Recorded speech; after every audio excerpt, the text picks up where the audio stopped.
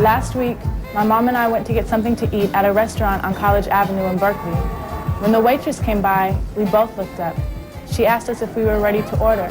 When I said yes, she said, and what are you? I blinked. She meant, what race are you? I hadn't been expecting that from a waitress.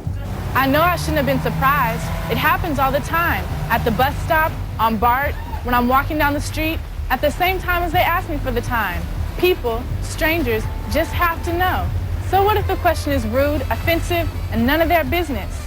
Some people can't even contain their curiosity long enough to ask me my name. Excuse me, but I was just wondering, what exactly are you? It hurts to have to always explain myself, excuse myself for not clearly wearing my identity on my face so that I'm easily recognized, categorized, pigeonholed. Yeah, I know you were just curious.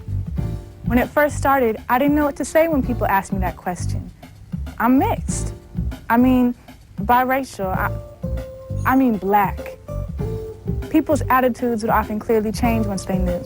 No longer just polite and slightly distant because they weren't sure, but openly solicitous and friendly if they were black, and cooler, less intimate if they were white.